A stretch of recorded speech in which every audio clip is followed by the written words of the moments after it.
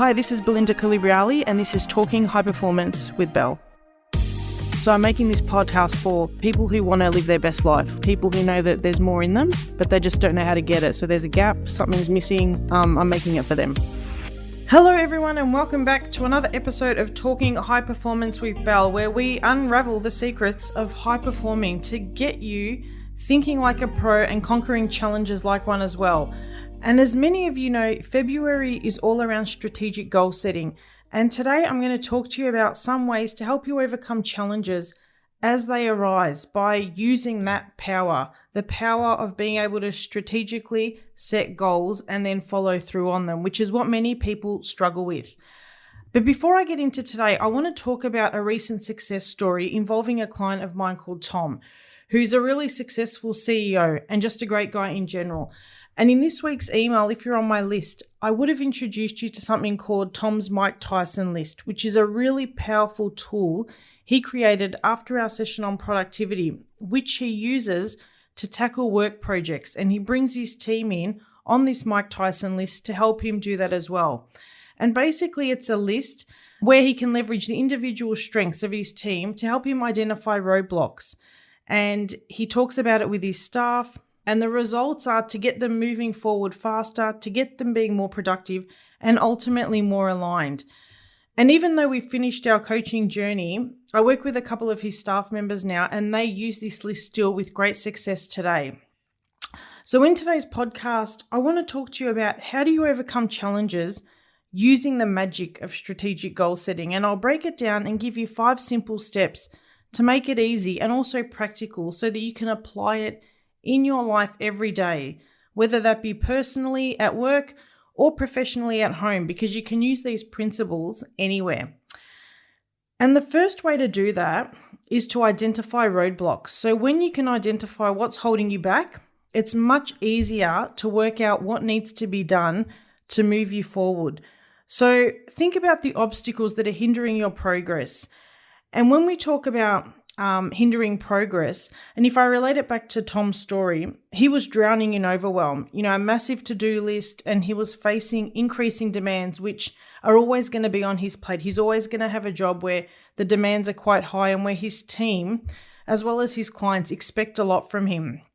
And he recognized that he needed a shift, and that's when he reached out for guidance. And often there's a misconception of thinking that you need to do more rather than just recognizing it's about doing things differently and it's about doing things more effectively. And often if you're a leader or a business owner, it's about bringing on the right people to help you do that and to pinpoint, what to focus on and when. And when you can do that, and you can do that at the right time, that's when things really change. So if you think about your life at the moment, I'd encourage you to have a think about what are the roadblocks that are hindering your progress? What's holding you back? Can you pinpoint them? So that's the first one. The second one is to be strategic, but always aim to raise the bar and innovate. Breakthroughs often stem from innovative thinking, and often the greatest ideas come from those around us. And when I had the optical businesses, it was rare that one of those great ideas came from me. It was just because we had team in place and they worked in the store more than we did.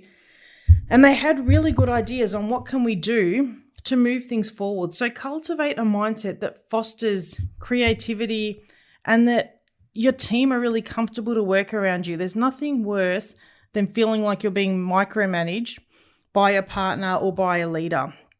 And often the people around us are the ones that give us that fresh perspective and they generate those high impact strategies.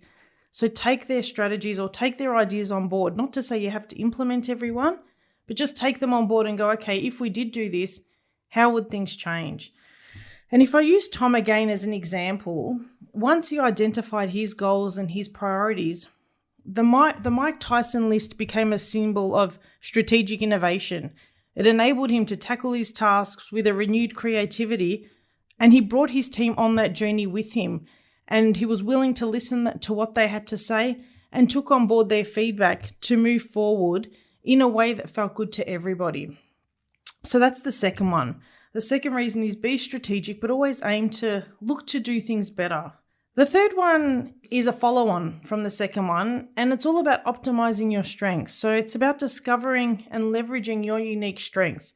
and using this as a powerful tool for breakthrough. So when we can recognize and play to our strengths, life just feels completely different. So in the past, people have been taught up and go, okay, these are your strengths, which are great, but work on your weaknesses.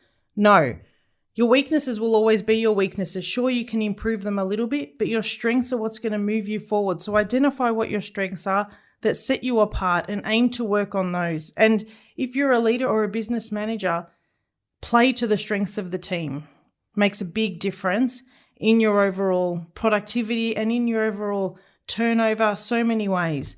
So when Tom recognized the urgency of things and he recognized he needed to leverage his team strengths, he was able to go, okay, you do this, you do that. And he was able to use his leadership skills, so he leveraged his own strengths to help him do just that. And the result was a more focused, a more highly productive, and a more aligned team. That's the third one. Optimize your strengths and the strengths of those around you.